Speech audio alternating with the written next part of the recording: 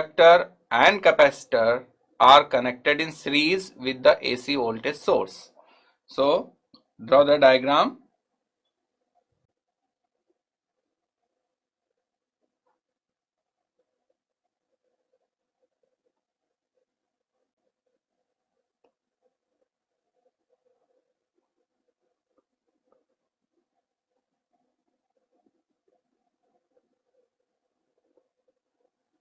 Here VR and VL and VC are the voltage drop across resistor, inductor and capacitor. Now, what will be the total voltage which is applied here? V will be VR plus VL plus VC, because in series the voltage is additive, right? Now, suppose I is the current flowing through this circuit. So voltage drop across resistor will be I into R. Voltage drop across inductor will be JXL. Why I am taking J here? Inductive reactance is XL only, but J हम इसलिए ले रहे हैं क्योंकि यहाँ पर phase की बात हम करेंगे आगे कि फेज में कितना चेंजेस आ रहा है, क्योंकि हमेशा वोल्टेज एंड करंट में कुछ ना कुछ फेज डिफरेंस रहता है जब इंडक्टर और कैपेसिटर की बात आती है, ठीक है।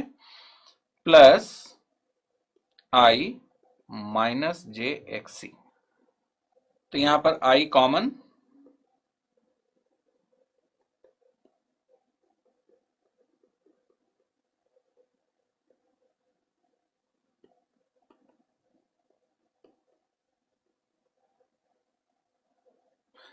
सो where Z is the impedance. देखिए सभी सीरीज सर्किट में हम इम्पीडेंस की बात कर रहे हैं, इस पॉइंट पे आप गौर कीजिएगा।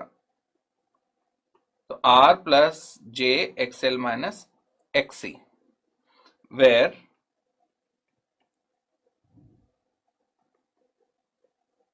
XL you know it is omega L and XC is 1 upon omega C. So this is Z. तो Z will be like, इसको हम लिख सकते हैं क्योंकि इसमें कॉम्प्लेक्स पार्ट भी है, रियल पार्ट भी है, तो इसको हम पोलर फॉर्म में रिप्रेजेंट कर सकते हैं। मीन्स इसका मैग्नीट्यूड होगा और एंगल होगा, where this angle phi is tan inverse XL minus XC divided by R।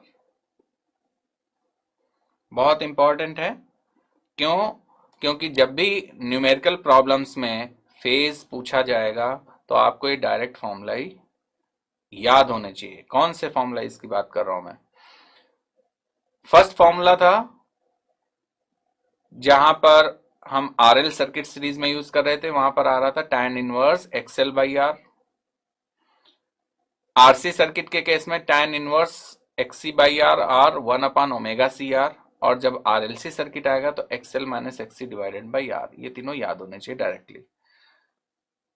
तो हमने फाई सॉल्व कर लिया, फेज सॉल्व कर लिया। V equals to I Z, तो यहां से I, क्योंकि V हमने कैलकुलेट कर लिया, V equals to V R plus V L plus V Z V C, और यहां से हम I सॉल्व करेंगे।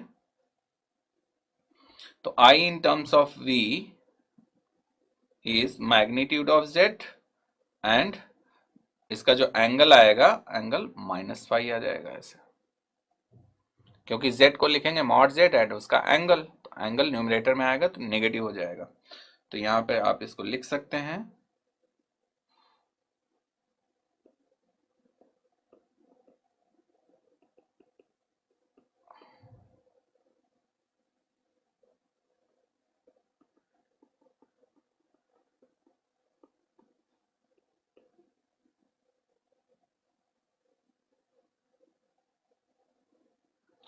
ठीक है। अब अगर ये pure RL and RC circuit होता तो हम फेजर डायग्राम ड्रॉ कर लेते डायरेक्टली, बट यहाँ पे देखिए नेट इम्पीडेंस की बात आ रही है, एक्सएल एक्सी में जो डिफरेंस है उसकी बात आ रही है। तो हम इसमें कंपैरिजन करेंगे कि विच वन इज ग्रेटर और विच वन इज स्मॉलर। उस कंपैरिजन के बेस पे हम देखेंगे कि ये सर्किट कैसे बिहेव करेगा। कैपेसिटिव नेचर का है कंप्लीटली सर्किट। देखिए इंपीडेंस अगर इंडक्टेंस का ज्यादा है, inductive reactance is greater then the capacitive reactance, it means A total जो बिहेवियर इस सर्किट का होगा वो इंडक्टिव टाइप का होगा। अगर capacitive reactance is greater then the inductive reactance, तो इस जो टोटल सर्किट का बिहेवियर होगा वो कैपेसिटिव नेचर का होगा। अब जब कैपेसिटिव नेचर की हम बात करेंगे, इसका मतलब क्या हुआ कि उसमें करंट लीड करेगी देन द वोल्टेज, और जब इंडक्टिव नेचर की हम बात करते हैं तो उसमें वोल्टेज लीड करता है देन द करंट, और vice versa you can say. Vice versa means you can say that in case of inductive circuit, current is lagging behind the voltage, है ना। सेम सिमिलरली आप कैपेसिटिव बिहेवियर के case में आप कह सकते हैं। तो यहां पर हम दो कंडीशंस लेंगे। First condition is if omega L is greater than omega C, और आप लिख सकते हैं XL is greater than XC, then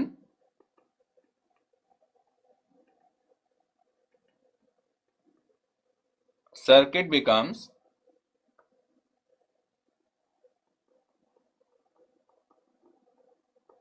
inductive, right? What will happen here? जब ये इंडक्टिव हो जाएगा तो इसका जो फेज है वो हमने कितना भी सॉल्व किया था, tan inverse omega L minus 1 upon omega C divided by R, और यहां पर omega L is greater than omega C 1 upon omega C, और सपोज ये मच मच ग्रेटर देन हो तो 1 अपॉन ओमेगा सी को यहां पर नेग्लेक्ट भी कर देंगे। तो इसमें फेजर डायग्राम कैसा होगा देखिए, दिस इज वी आर और ये करंट है। तो जब इंडक्टिव नेचर का सर्किट हो जाएगा तो इस केस में इसका जो वोल्टेज है, अब देखिए पहले हम आरएलसी सर्किट का फेजर ड्रॉ करते हैं, देन हम आपको रिजल्टेंट बताएंगे। तो वी आर हो गया, वीएल क्या होता है, वीएल लीड करता है करंट से, सपोज दिस इज वीएल, और वीसी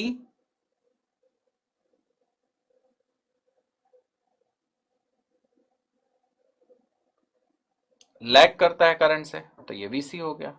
दोनों के मैग्नीट्यूड आप देखेंगे, वीएल की जो लेंथ है ज्यादा है, वीसी की लेंथ कम है। सिमिलरली इंपीडेंस ट्राइंगल पे आप इसको एक्सएल एंड एक्सी ड्रॉ कर सकते हैं, जो इंपीडेंस ट्राइंगल ड्रॉ करने का बताया था मैंने। ये सेंटर पॉइंट है ओ जहां से हम फेजर स्टार्ट कर रहे हैं। तो आप देखिए here omega L is greater than omega C, तो जो रिजल्टेंट वोल्टेज होगा VL is greater than VC, तो रिजल्टेंट वोल्टेज इसका कितना आएगा, रिजल्टेंट होगा वोल्टेज होगा वीएल माइनस वीसी, और वीएल माइनस वीसी की कुछ वैल्यू आएगी ऐसे।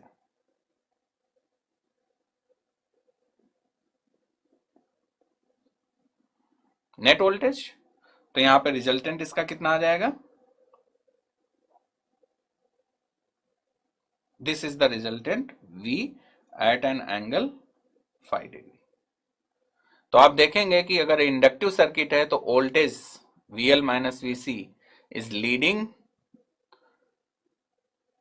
by some angle by 90 degree to the current, and the applied voltage is leading by 5 degree from the current, right? So this is the resultant phasor diagram for the RLC circuit where inductive reactance is greater than the capacitive reactance. Now in the second case, and accordingly all the parameters will get change. Second case में क्या हम discuss करेंगे कि if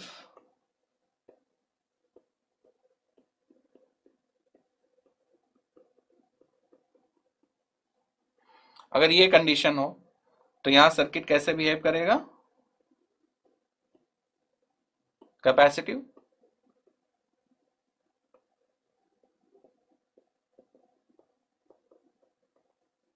right. अब जब ये capacity होगा तो इसका फेजर डायग्राम क्या हो जाएगा, ड्रॉ करते हैं।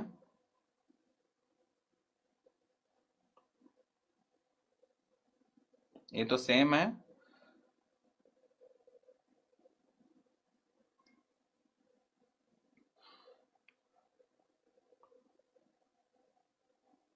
इंडक्टिव रिएक्टेंस इज स्मॉलर, तो जब ये इंडक्टिव रिएक्टेंस स्मॉल है उसमें करंट फ्लो कर रही है तो I into inductive reactance smaller voltage drop आएगा. तो suppose this is VL and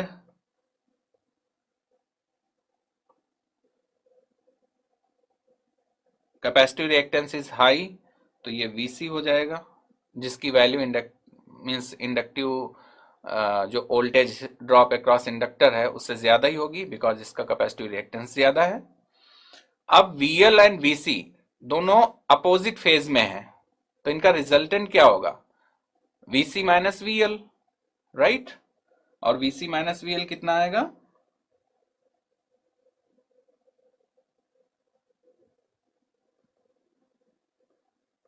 this one. तो नेट रिजल्टेंट कितना हो जाएगा?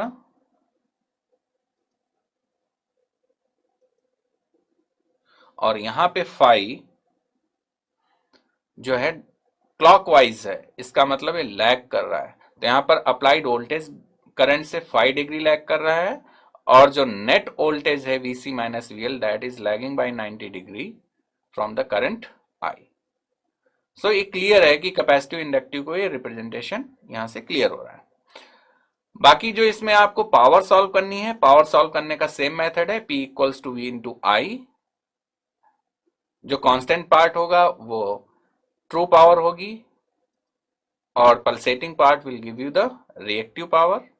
ठीक है, और उनका जो नेट लेंगे वो अपेरेंट पावर होगी. Concept of power is same जैसा कि हमने RL एंड RC में डिस्क्राइब किया था, राइट? सो आई होप कि RLC सर्किट का कंसेप्ट आपको समझ में आ गया होगा, उसका फेजर कैसे ड्रॉ करते हैं ये समझ में आया होगा.